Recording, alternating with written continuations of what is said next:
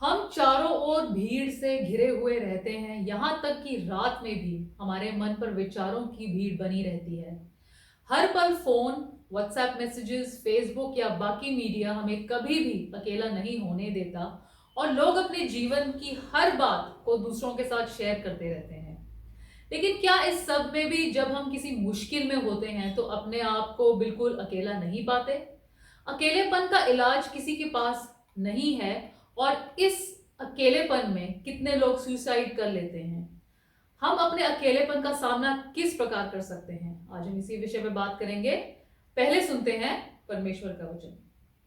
परमेश्वर का वचन हमने भजन संहिता 38 उसकी 9वीं आयत से लिया है। यहाँ इस प्रकार लिखा है, हे प्रभु, मेरी सारी अभिलाषा तेरे सम्मुख है और मेरा कराहना तुझसे छिपा नहीं। मेरा हृदय धड़कता है और मेरा बल घटता जाता है और मेरी आंखों की ज्योति भी मुझसे जाती रही।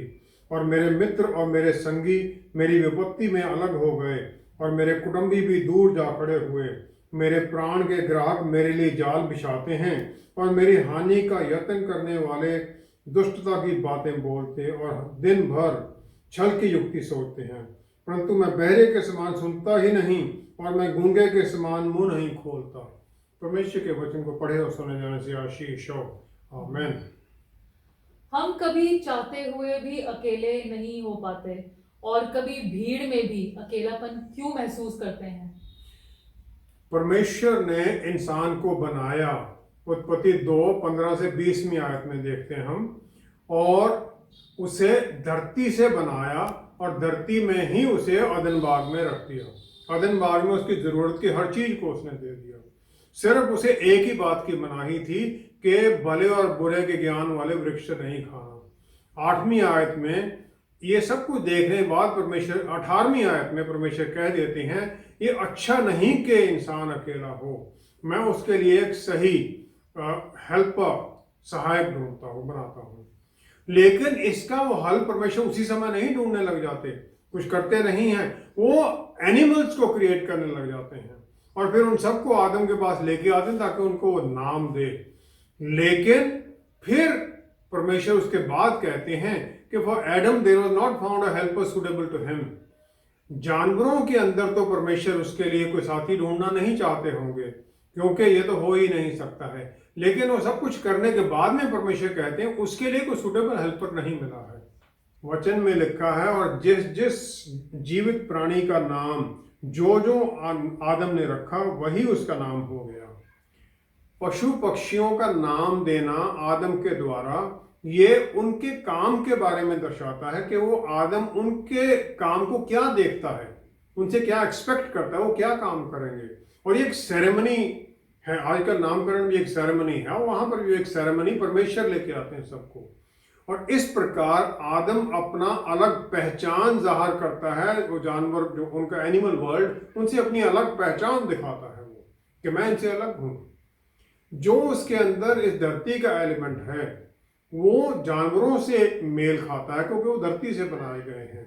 जो परमेश्वर ने उसके अंदर सांस फूका वो उसे आत्मिक उससे जोड़ता है, आत्मिक संसार से जोड़ता है। और फिर इस कारण उसके अंदर एक खालीपन महसूस होता है, क्योंकि उसके अंदर वो आत्मिक इच्छा भी है, धरती के साथ जुड़ने की भी उसकी इच्छा है, जानवरों से जुड़ने की भी इच्छा है। और वो खालीपन में फिर अपने जीवन का अस्तित्व ढूंढता है, मेरे जीवन का मकसद क्या है, क्योंकि वो अपने ऊंचे हायर लेवल के ऊपर अपने आप को देखता है, उसी में अपना मकसद देखता है। आदम इस जगह पर एक आत्मिक क्राइसिस से गुजरता है, क्योंकि वो ये समझता है कि जो जीव जंतु जानवर परमेश्वर ने बनाए हैं वो अलग हैं, और फिर उसे परमेश्वर ने बनाया, और जिस परमेश्वर ने बनाया उसमें कितनी अद्भुत शक्ति है, उसकी कैपेबिलिटीज कितनी हैं। और फिर वो देखता है कि जानवरों में भी उसने शक्ति डाली है, उसमें खुद में भी शक्ति है, हालांकि सब भिन्न है एक दूसरे से। उनमें वो परमेश्वर की सांस नहीं है, उनके अंदर वो आत्मा नहीं है, तो इसलिए वो उनके साथ अपना संगी नहीं ढूंढ सकता है, उनमें उसका कोई संगी बन ही नहीं सकता है। इस प्रकार आदम फिजिकली शारीरिक तौर पर अकेला ही नहीं है, लेकिन उसकी अपनी पहचान में वो अकेला हो जाता है। और इसी टेम्पटेशन में सांप उसको रगला लेता है, ईव को, और इसी के द्वारा उसे वो सांप कहता है कि जो इच्छाएं हमारे जानवरों के भीतर परमेश्वर ने डाली हैं वो भी तो परमेश्वर ने ही डाली हैं। तुम अपनी इच्छाओं को देखो जो परमेश्वर ने तुम्हारे भीतर डाली हैं, उनकी बात में तुम सुनो, उनकी बात में भी तुम चलो, और उसी में वो उसे भावुक कर देता है ईव को। परमेश्वर अपने आप को हमारे मनों के द्वारा, हमारी इच्छाओं के द्वारा भी एड्रेस करते हैं, लेकिन वो उन्हें कंस्ट्रक्टिव यूज के लिए, अच्छे कामों के लिए इस्तेमाल करने के लिए हमसे बात करते हैं, ताकि हम इसके द्वारा फिर अपने जीवन का महत्व ढूंढें, मीनिंग ढूंढें। क्योंकि इस जीवन का मीनिंग हर एक के लिए अलग अलग है। किसी ने एक यहूदी रबी से सवाल पूछा कि मैं ये कैसे बन गया जो मैं अभी हूं। वो कहता है ये आपको अधिकार दिया परमेश्वर ने कि तुम चुनो तुम क्या बनना चाहते हो। उनका मानना ये है कि जन्म से पहले उसने बोला तुम्हारे लिए जीवन है, अगर तुम मानते हो तो जाओ। और हम अपनी चॉइस के साथ आए, फ्री विल जन्म से पहले से परमेश्वर ने दे दी है। फिर सूटेबल जो हेल्प मीट, जो मित्र उसे मिलना है, वो परमेश्वर उसके लिए एज ए कनेक्टो बना देते हैं। इसके ऊपर हमने एक अलग प्रोग्राम भी किया है रोल ऑफ वुमन के बारे में। और इसका मतलब है औरत उसके साथ होनी ताकि उसे सक्सेसफुल करे, हर काम में, जीवन में उसे सक्सेस बनाए, उसकी सुरक्षा में भागीदारी बने। जब वो सहमति में है तो उसके साथ सहमत रहे, उसकी सहायता करे। जब उसकी अपोजिशन में है तो अपोजिशन में भी खड़ी हो जाए। जो इब्रानी भाषा का शब्द कनेक्टो है, उसका मतलब ये भी हो जाता है कि उसके खिलाफ खड़ी हो सके और उसे डर कर नहीं, जब वो गलत काम करता है तो उसके खिलाफ उसके सामना कर सके, उसे समझा सके, उसे सीधे रास्ते में आने में सहायता करे। इस प्रकार परमेश्वर ने औरत को उसकी एक सही मित्र बनाकर भेज दिया, जो कि उसके लिए केयर करती, चिंता करती, उसकी सहायता करती है। और फिर परमेश्वर चाहते हैं कि दोनों इकट्ठे हों, दोनों इकट्ठे रहें, इकट्ठे बने रहें, और दोनों इंडिपेंडेंट भी हों लेकिन एक दूसरे ऊपर आश्रित भी हों। यही आदमी और औरत इस दुनिया में ढूंढते हैं, और यही है उनके अकेलेपन का कारण भी। क्योंकि जब वो अपने साथी में ये नहीं मिलता है तो अपने आप को अकेला महसूस करते हैं। इसहाक और रिबका के बारे में जो हम आगे बात करेंगे, यही उनके बारे में आता है। उत्पत्ति 3 की 8वीं आयत में परमेश्वर आदम और ईव को हर दिन मिलने के लिए आते हैं आदम बाग में शाम के समय पर। इन मिलने आने का मकसद क्या था? परमेश्वर उन्हें एक तरफ तो ये बताना चाहते हैं कि उनसे वो क्या चाहते हैं अगले दिन के लिए, दूसरा उनकी सहायता करना चाहते हैं कि जो तुमने किया उसमें क्या तुम्हें और अच्छा कर सकते हो। हर दिन उनके साथ फेलोशिप करते हैं, वो उनको जानने, एक दूसरे को जानने में और परमेश्वर को जानने में सहायता करते हैं, क्योंकि परमेश्वर के अक्सर रूप में तो हमें बनाया गया है। लेकिन जब पाप आ गया उनके जीवन में, वो नजदीकी का रिश्ता था वो खत्म हो गया, परमेश्वर से नजदीकी भी खत्म हो गई, आपस की नजदीकी भी खत्म हो गई, और उनके जीवन का जो मकसद था वो एक दूसरे से भिन्न होने लग गया। और फिर जो उनके भीतर अंडरस्टैंडिंग थी वो खत्म हो गई, और फिर इसके द्वारा वो सारे रिश्ते उनके खत्म होने लगे, एक दूसरे को ब्लेम करने लग गए। औरत के ऊपर ये ब्लेम लग गया कि उसने गिरावट में डाला है। पौलुस रसूल बाद में कह भी देते हैं कि औरत को भ्रम में डाला गया था, और जो बराबरी थी वो खत्म हो जाती है और आदमी की डोमिनेंस शुरू हो जाती है। जब आदम उसे नाम देता है, इसके बाद में ईव कहता है, वो कहता है तुम मुझसे भिन्न हो। पहले कहता बोन ऑफ बोन्स, हड्डियों की हड्डी, मेरा एक हो। यहाँ वो ईव कहता है क्योंकि उसके द्वारा जन्म लेना है बच्चों ने, वो कहता है मैं अलग हूं तुम अलग हो, और इसके अंदर फिर कंपटीशन शुरू हो जाता है। हेल्प मीट जो बनना था, उसे साथी बनना था एक दूसरे से, वो खत्म हो जाता है, और फिर अकेलापन शुरू होता है। और इस अकेलेपन को पूरा करने के लिए फिर हमें एक दूसरे से और नजदीकी में आना पड़ता है। प्रभु यीशु इसी में हमारी सहायता करते हैं आकर। परमेश्वर ने सबसे पहले वचन के द्वारा परमेश्वर ने कहा और दुनिया बनने लग गई, और ये हर स्टेप में, क्रिएशन के हर कदम पर ये होता है। हम भी जो सोशल वर्ल्ड है अपने बातों के द्वारा करते हैं, रिश्ते हम बातों के द्वारा बनाते हैं। उत्पत्ति 2 की 7 में, जब परमेश्वर ने उस मिट्टी की ढेरी के अंदर उसके नथनों में सांस फूंक दिया, तब वो बोलता लिविंग बीइंग बन गया। यहूदी लोगों की इंटरप्रिटेशन है कि man became a speaking being, वो बोलने वाला इंसान बन गया, उसे एक भाषा दे दी गई। भाषा और बोलने की जो कला है वो रिश्ते बनाने के लिए है, और इसी के द्वारा हम अपने डरों को शेयर करते हैं, अपनी आशाओं को शेयर करते हैं, अपने विचारों को शेयर करते हैं। और जब ये हमारी शेयरिंग बंद हो जाती है, किसी दूसरे से हमारा नजदीकी रिश्ता बंद हो जाता है, तब फिर हम अकेलेपन में आ जाते हैं। और यही अकेलापन है जो फिर हमारे जीवन को किसी भी तरह से पूर्णता की जाने में असफल कर देता है।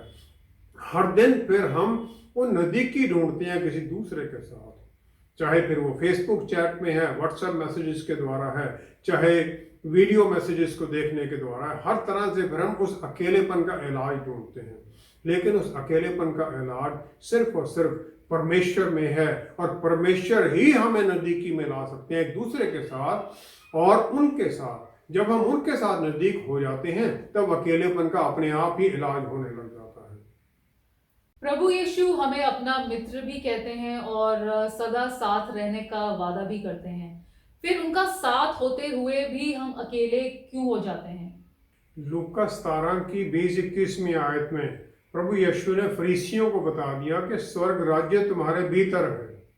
और स्वर्ग राज्य हमारे भीतर होने से एक सीक्वेंस शुरू हो जाता है, एक इवेंट शुरू हो जाती हैं, जिसके द्वारा परमेश्वर अपना राज्य हमारे भीतर स्थापित करते हैं, और हमारे जीवन के राजाओं के राजा वो राजा बन जाते हैं।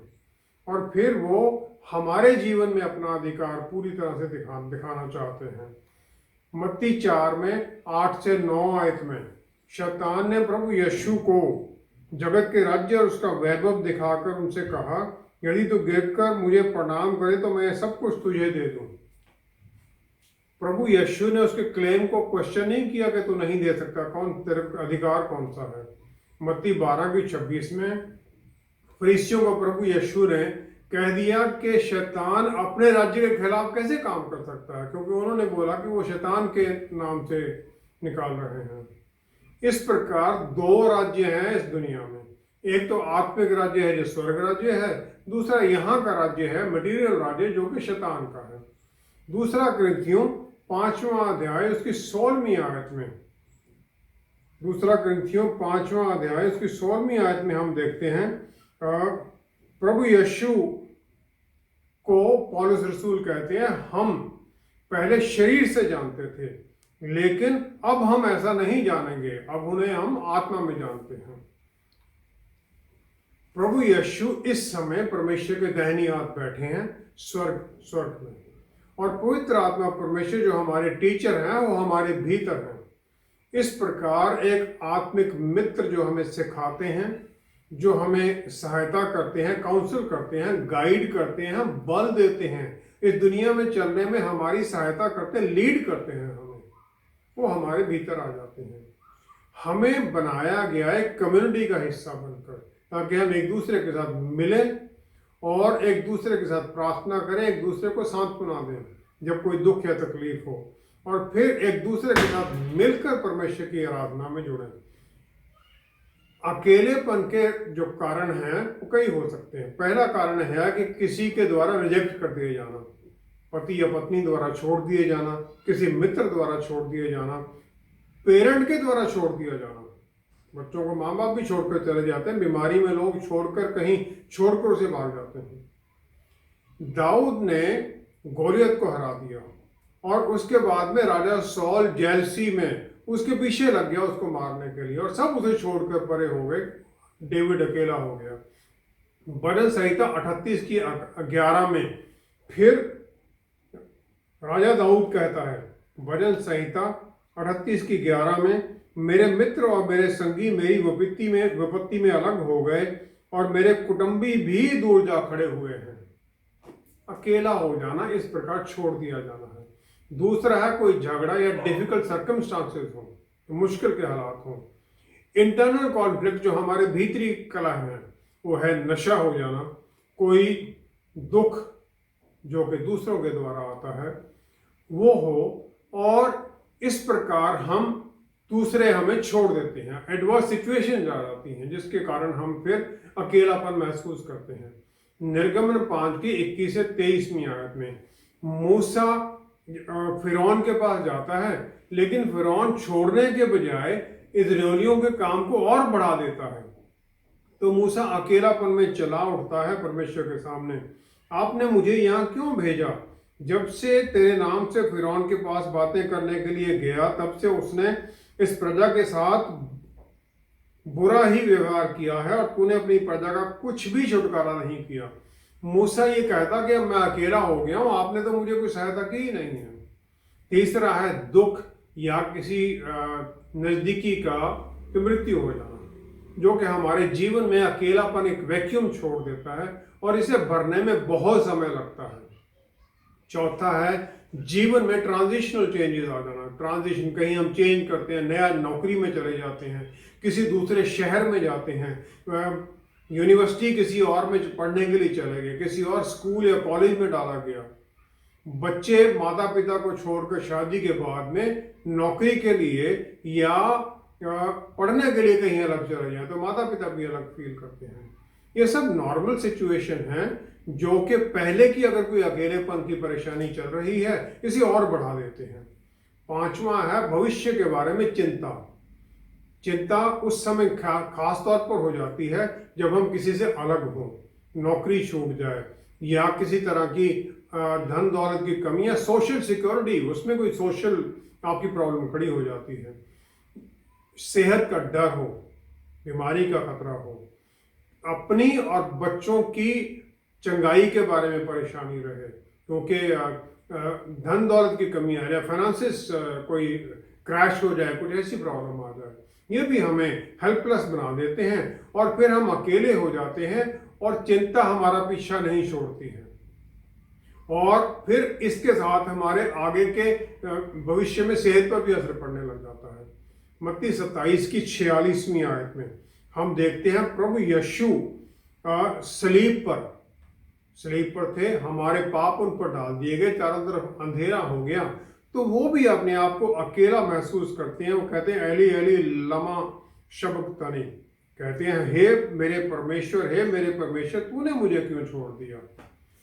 तो प्रभु यीशु भी अकेलापन महसूस करते हैं सलीब के ऊपर। उन्होंने ये भजन संहिता 22 को कोट किया क्योंकि वो जानते थे कि ये अकेलेपन की उनके साथ होना है, सलीब के ऊपर दुख दर्द उन्हें सहना ही पड़ना है क्योंकि उसके बाद ही उन्हें जीत और मुक्ति का रास्ता हमारे लिए खोलना है। भजन संहिता 68 की 5वीं 6वीं आयत में राजा दाऊद विश्वास में परमेश्वर के बारे में कह देता है, परमेश्वर अपने पवित्र धाम में अनाथों का पिता और विधवाओं का न्यायी है।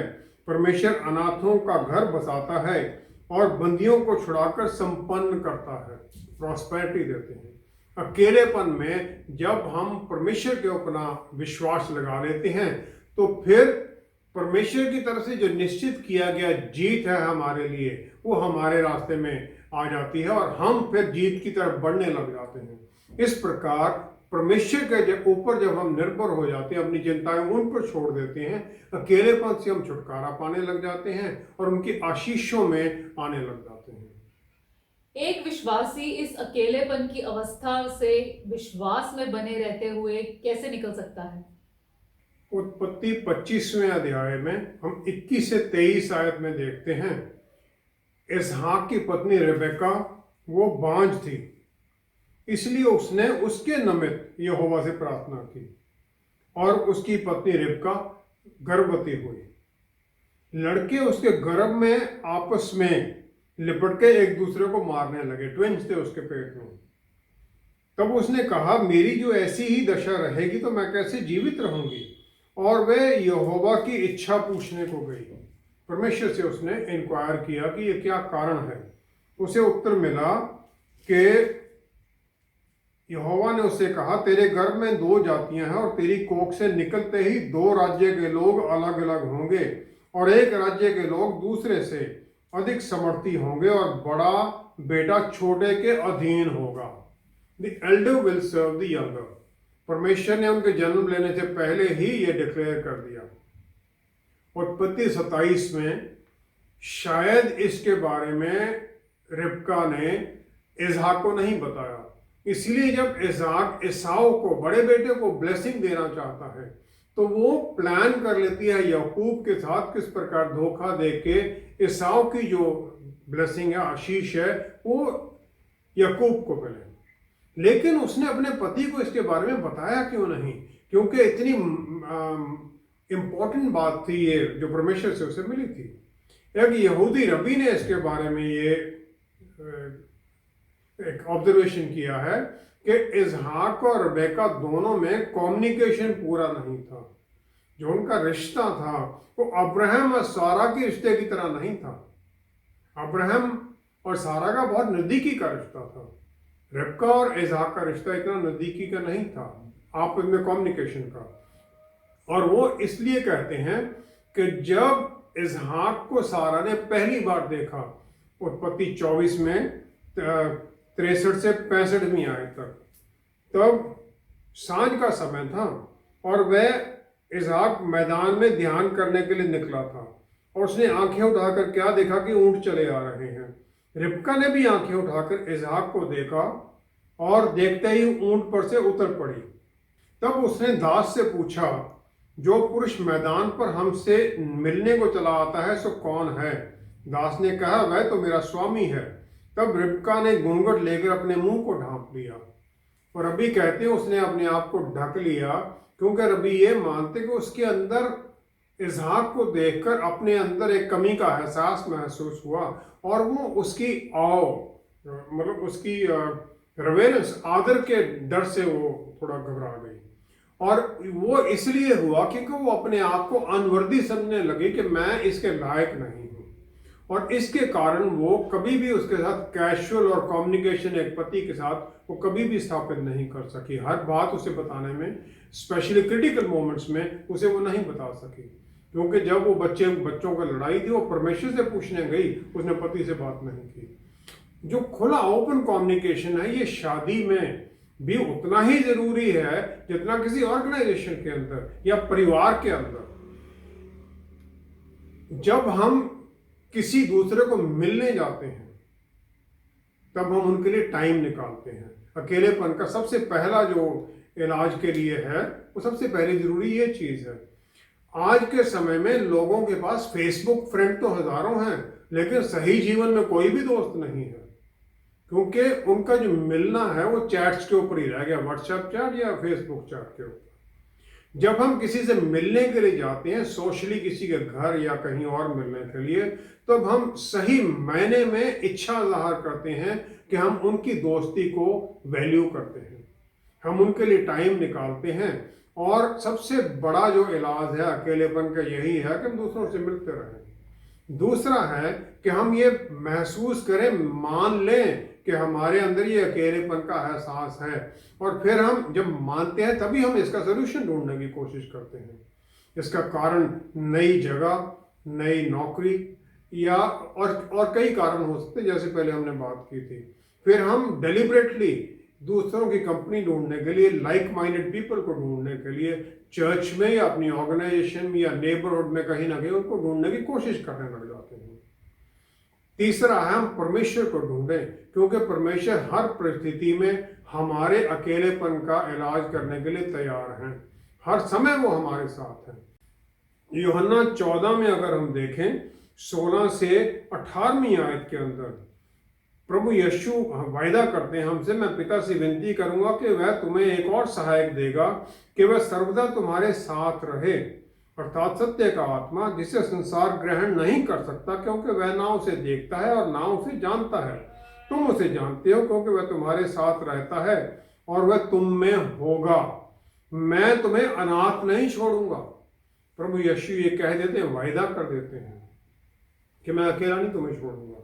ग्रीक भाषा का शब्द है एक्लेसिया, जिसका मतलब है विश्वासियों का एक झुंड, एक ग्रुप, जिसमें अलग रेस के, अलग अलग कौमों के लोग, अलग भाषाओं वाले लोग, अलग कल्चर्स के लोग जो परमेश्वर में विश्वास करते हैं वो इकट्ठे होते हैं और परमेश्वर अपने आप को उन पर जाहिर करते हैं, जो उन्होंने जाहिर किया अपने बेटे के द्वारा हमारे ऊपर। और फिर हम प्रभु यीशु के पवित्र नाम में वो सब भिन्न भिन्न तरह के लोग इकट्ठे होकर उस कलीसिया में परमेश्वर की आराधना करते हैं।